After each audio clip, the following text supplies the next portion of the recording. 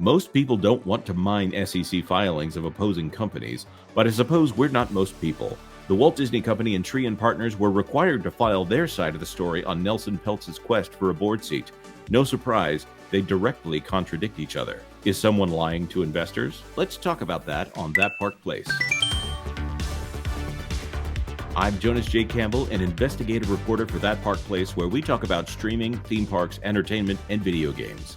Let's get into it. Based on our reporting from last year, January 11th, in this timeline, and you can see over here on the side,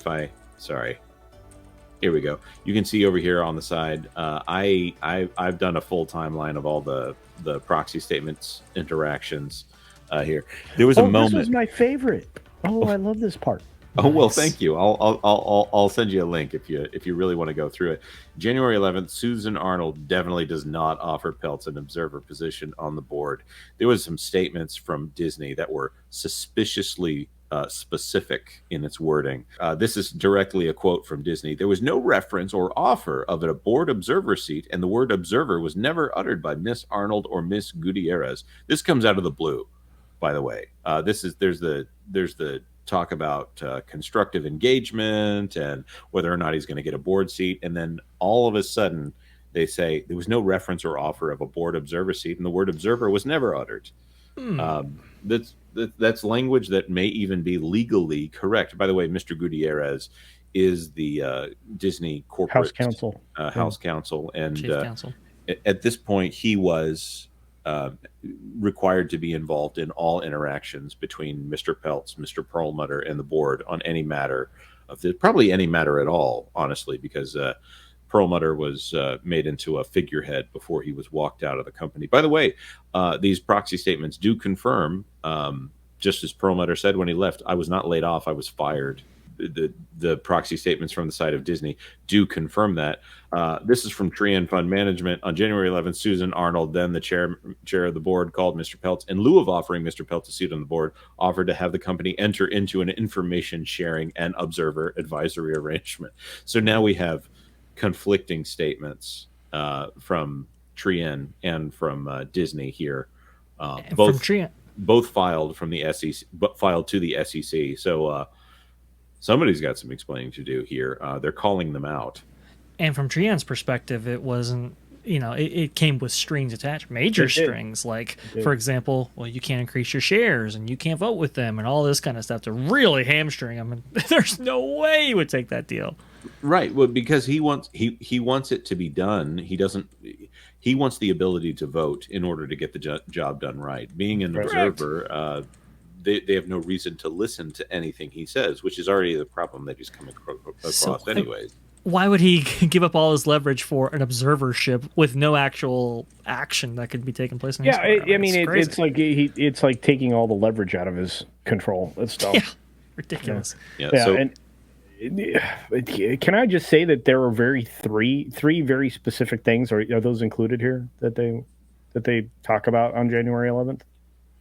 No, please go ahead. Okay, so the three very specific things they talk about on January 11th is poor corporate governance, outlining the failed succession planning, over-the-top compensation practices, which we just discussed, and minimal shareholder engagement, including an apparent unwillingness to fully engage with Trian. Second thing, poor strategy and operations. So flawed direct-to-consumer strategy, struggling with profitability, which they still have, despite reaching similar revenues as Netflix, et cetera, lack of overall cost discipline, and over-earning in the parks businesses to subsidize their streaming losses. Correct. So, and then, go ahead. Now, would you be any less correct if you had to repeat yourself several times? No. So this is the strategy that I think Disney is trying to use here by saying he just came back and reiterated the same points. He was just as correct the first time he said it. Right. And later on, they said they asked him to beg off so that they wouldn't have the distraction of the proxy fight while they're executing these initiatives. Isn't that kind of like, we would have done better if you hadn't distracted us. Isn't that like we would have had more people in the parks if it wasn't so damn hot in Florida? Distracted? Distracted by doing their jobs? Yeah, it's hot. So we start here. We've only got like 5 events we're going to cover here because there's a lot in here. June 27th, the board met to discuss a letter from Mr. Peltz once again to consider his qualifications of the board. During the period, they basically say, oh, well, this is when we started talking to James Gorman and Mr. Jeremy Darish. Skips ahead a little bit.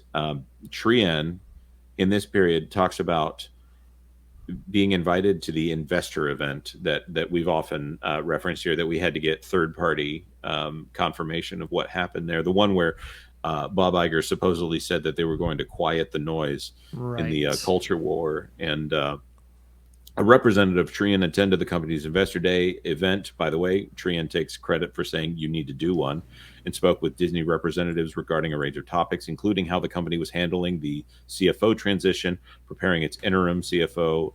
During the course of the Investor Day, the company announced a 10-year, $60 billion capital expenditure plan for parks operations, providing what Trian believed to be little specificity regarding how and when the capital expenditures would be made over such a 10-year period. First of all, it's great to have a billionaire agree with you. We've been saying that 10-year, $60 billion capital allocation measure is just it's not at all what it looks like. In fact, it actually might be less investment going forward than it currently appears right now. And it's officially backloaded, right? It's going to be years from now that most of it gets done, and loaded towards China.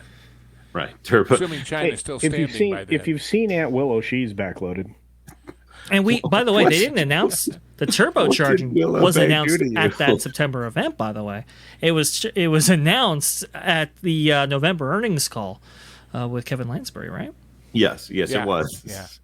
So this is beautiful. October 8th, they're complaining about the fact that the Wall Street Journal somehow got wind of Trian Fund Management having $2.5 billion in shares, making Trian Group one of Disney's largest investors. Although the article framed this as the Trian Group building a much larger position in Disney than it held during the proxy contest in 2023, it failed to mention that, as subsequently reported by the Wall Street Journal, October 30th, and stated by the company on November 30th, approximately 78% of this position in Disney is owned by Perlmutter.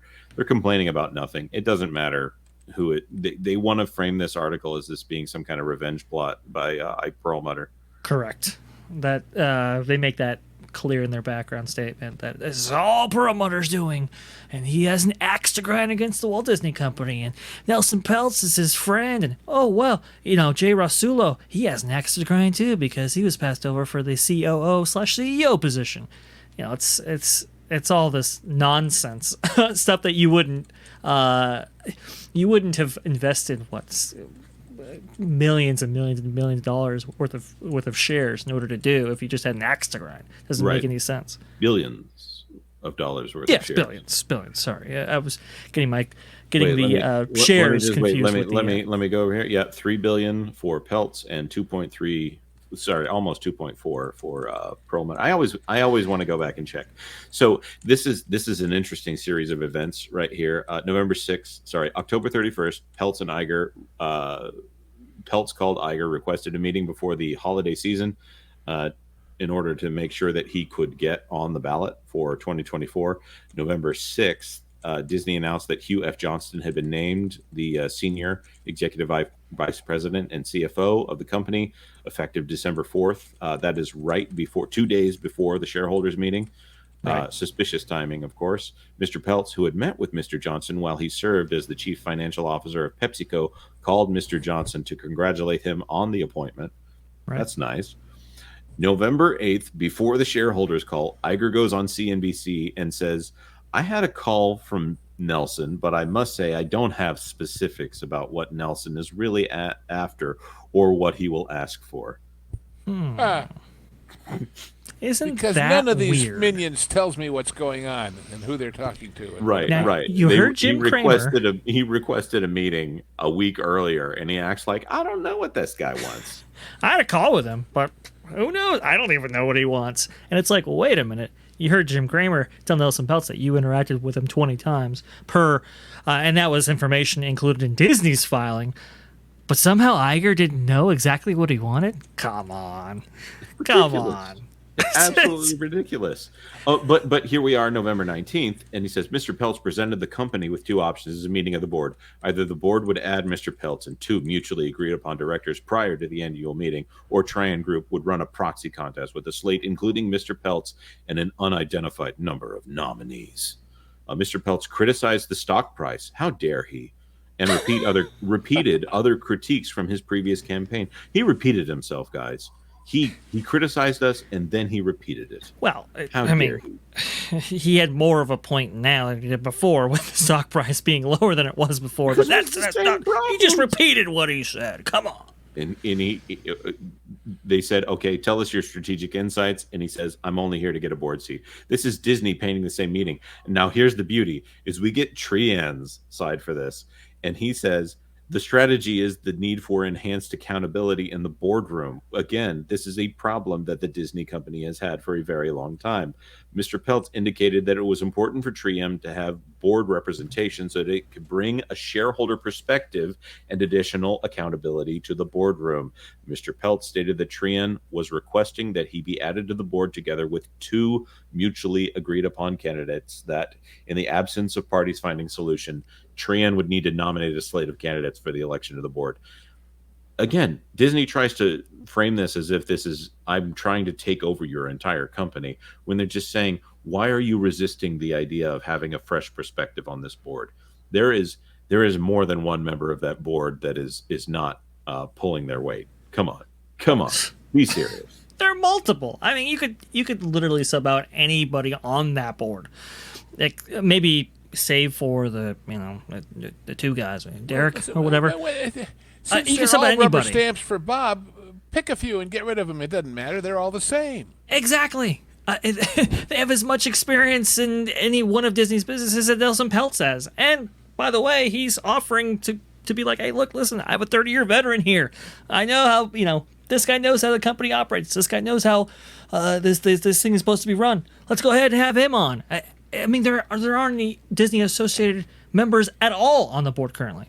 And by the way, you trusted him for 30 years. You put him in charge of big things. You had him making major decisions, and you made money during those 30 years. But all of a sudden, he's a dummy. He's a nobody. He's out of touch. Oh, the business has changed, don't you know, Lou? It's been transformed. He's out right. Sure. We all know people that were passed over for the CEO position at the Walt Disney Company are horrible CEOs. Oh, wait, by the way, Bob Iger, I think, was on that list at one point or another until he issued his campaign in order to get a seat, get that CEO position, right? Mm-hmm. He was a really good weatherman Somehow for ABC. Palpatine returned. I don't know. Have we checked his win-loss records on forecast culture? Well, I mean, weather guessers are right 1/3 of the time. All right, this is the timeline that I really want to focus on here. November 21st, Peltz and Iger spoke on the phone, and Mr. Peltz reiterated his criticisms. How dare he, by the way? While also demanding to know if Mr. Iger would endorse his appointment to the board. Mr. Iger responded that Peltz's request was a board decision, and that would be discussed as a board. Mr. Iger has no control over the board, guys. They're a completely rogue element within the company. He asked Mr. Peltz what advice or thesis he had for addressing the issues he perceived with the company. Again, emphasizing down here that Mr. Iger had terminated Mr. Perlmutter. The Trian side of this is Peltz sent Iger an email, and they talked later that night, and Iger told Peltz that he was not sure he could support Peltz's candidacy to serve as director of the company at the upcoming board meeting. One of these is catty, and the other one is a statement of facts. Well, it's interesting, too, because apparently they asked him for a thesis on what he would do with the company. And interestingly, Peltz revealed during an interview with CNBC that the new board nominees, Derek and Gorman, they didn't have to do that. Right. So that's an interesting thing, too. Now, there's one thing I will say. Darish and Gorman appear to be qualified, fully qualified to be on that board. I have no question about them being appointed to the board. But there are people on that board that I really do question. Why are they on a Disney board? Why do you have a pharmaceutical guy on the Disney board? Why do you have... Right. Well, they've already got gambling and booze. Why not drugs? Why is the CEO of GM on the board? Right. Because they had a pavilion. At, yeah. What is the minivan's breakdown? I know. Okay, this is a little bit more in depth, but GM's going to get a lot of experience with bankruptcy in the near future, so Disney needs to understand that process. Oh my, I was taking a drink, Culture. Oh, I'm wait, they're government motors, and Bob wants to be the government. There's a tenuous connection for you. All right. Yeah. They're both in failing businesses. So, wait. yes. Her name is Barra. They have country barras. There you go. That's about as much sense as any of the rest of this makes. I don't know. Okay. She's the least qualified CEO I've ever seen in my life, running a major corporation. But Okay. Yes, folks, we only have high-class stuff on this show. That's right. November 21st, Pelt sent Iger an email that included a list of management and director testimonials highlighting the benefits of Trian's involvement at and Mr. Peltz's positive impact on their respective companies and boards. Mr. Peltz and Mr. Iger spoke later that night, and Mr. Iger told Mr. Peltz that he was not sure if he could support them for the board. All right. I'm not sure. What a wimp. I mean, if you're going to oppose the guy, say, no, forget it. Goodbye. Right. Hang up. But I'm not sure I can support you. I'm just Nelson, sure. I'm just not sure. Your golf game's not good enough, or it's too good. I don't know what the problem is here. I mean, it's just, it's, your caddy was walking a little too close to mine when we were walking up the fairway. Yeah. So November 24th, Mr. Shore, which is Trian's lawyer, sent a letter on behalf of Trian to Gutierrez, which is Disney lawyer, asking that the letter be provided to the board by the end of that weekend. This letter to the board mentioned the number of Disney shares that Trian Group beneficially owned, with no mention of Mr. Perlmutter or the Trian Group's arrangements with him. Oh, okay. So is the board competent and well informed on the status of the people who are threatening a proxy fight on the company? Or is this something that that they would be completely unaware of unless Nelson Peltz told them? Also, it doesn't matter. And doesn't Peltz have enough shares by himself to justify consideration for a board seat? At this point, he does. Sure. I don't know what November. I mean, without I don't know when he Perlmutter. got these shares, but yes. So and then from the Trian side of it, they're saying that he sent some letter, guys. He sent some letter, and he didn't even say how many shares in it. He didn't stamp at the top how many of those shares were Perlmutter's. Meanwhile, Trian side of this, they're talking about the stock's underperformance. The November 24th letter included Trian's perspective on Disney's underperformance, as exemplified by a share price decline from a high of approximately 118 when Trian suspended its initial campaign in February to a low of approximately 80 before Trian re-engaged with the company in October, representing $70 billion of value decline in fiscal year 2024 and 2025 earnings per share estimates that declined over 15%, despite $7.5 billion of quote-unquote cost savings forecasted by the company. Box office disappointments, including the Marvels, continuing streaming losses, and the absence of a clear CEO succession plan. It sounds like he's got a pretty good thesis. They just don't like the ring of it. So when somebody says something you don't like and they say, I'm confused, are they actually confused, or they just don't want to accept the thing that you've said? They're not sure. Culture. They're not sure. Yeah, I think they're unclear.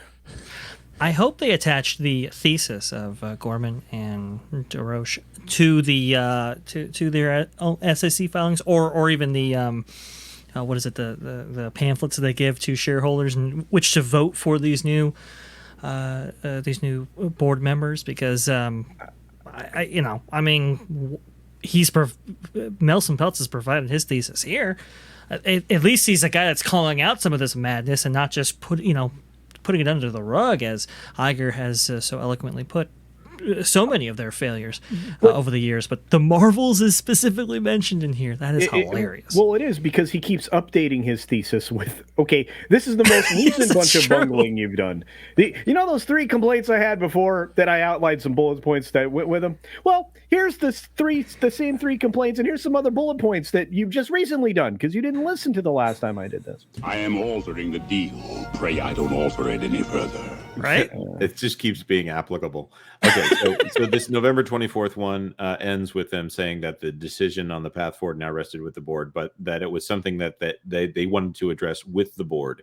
5 days later, Disney, the board, met to discuss the proposal from Trian Group and determined it would not be in the best interest of the shareholders. Imagine that, the board deciding that they wanted to keep the same number of members on the board. We want to keep our close-knit group of friends that were picked out by Bob and, of course, the funds that Bob's friendly with.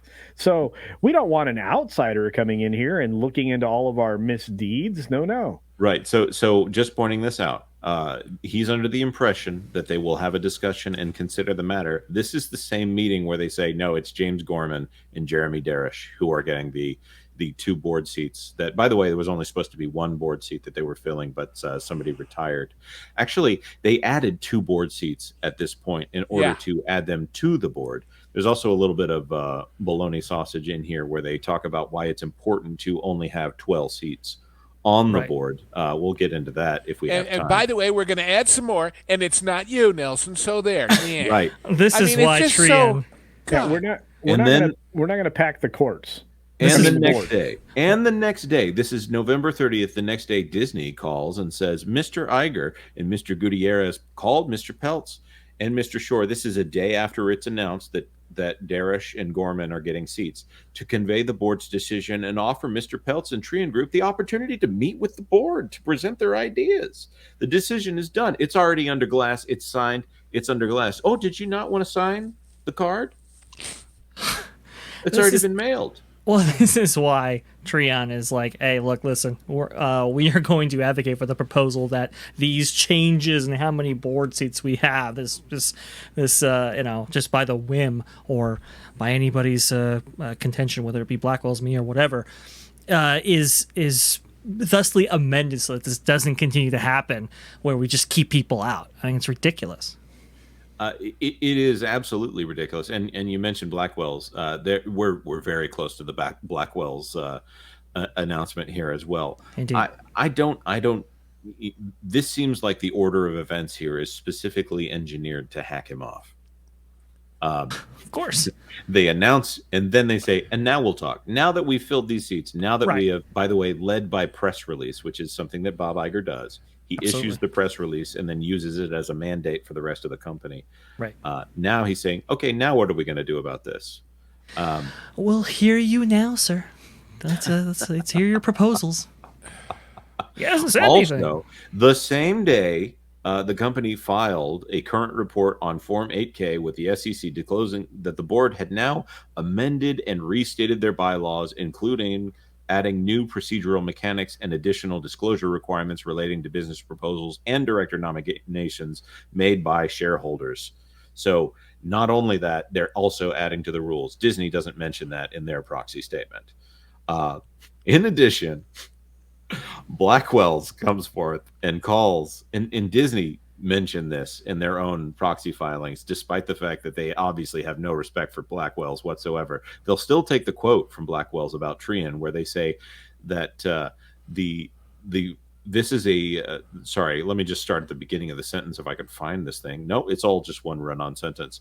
The board is acting in the best interests of all shareholders and should be allowed the time to focus on driving value at one of America's most iconic companies without this fatuous sideshow. Can I just say for the record, as a wordsmith kind of guy, anybody who uses the word iconic is automatically they've got a black mark in my book, because I'm so damn sick of that word being applied to everything. I mean, you know. I have a word. The guy at Blackwell's is a bloviating buffoon. There you go. He's fantastic. A nattering nabob of negativity. Right. Oh my! And we're officially transitioning to before we get to does anybody have anything else to say about Nelson on the timeline here? A fatuous sideshow, huh? Yeah. No, I don't agree with that characterization there. That's what I think. Well, here's what I would say. This whole thing of, you know what, we put him off before and he backed off. If we just do it again, you know, he'll be fine. We can ignore him. Is the most amazing misreading of Peltz. It's very simple, Jonas. That report you did on Peltz, where you went into all of his past takeovers and negotiations and what he did and what he didn't do in the white papers, Disney never did that much looking into who this guy is. Because if Peltz could be summed up in one sentence with a smile, as we saw in that video earlier, with a charm, with a certain amount of joie de vivre, he would be saying to Iger, don't make me angry. you won't like me when I'm angry. Agreed. It's they keep putting him off, putting him off. They keep attempting to placate him, put him away. Now they have Hugh Johnston as part of the board right now, which we're thinking that there's a connection there for sure. We now have these board seats filled. They keep attempting to putting him off to thinking that they're gonna have him go away completely. And it's I don't even think they're seriously attempting anything. I think they're just saying what they think they have to for the record and ignoring him. And when somebody with that many shares comes at you, you can do a lot of things, but ignoring the downside, ignoring the danger is not one of them. But they come up with these BS reasons in which to do so. But they just had to put something on paper saying, "Well, see, we listened and we decided, and honest, we did the right thing. Everybody, right. Make him go away." And that's just whether you're right or wrong, that's stupid. That's just plain stupid to ignore somebody like this. Well, especially with a guy with so many shares. Go ahead, Jonas. You cannot deny the will of someone who owns that much of your company. Companies like State Street have made larger changes. Third Point has less than 1% of shares and has a board seat. And a lot of the ESPN stuff that's going on right now is driven by Carolyn Everson's board seat there from Third Point.